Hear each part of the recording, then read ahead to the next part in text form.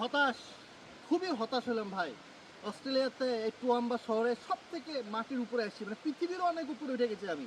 পৃথিবী থেকে ধরেন সমুদ্র লেভেল থেকে 700 মিটার, 671 মিটার উপরে আসছি। আইসে খুবই হতাশ হলাম।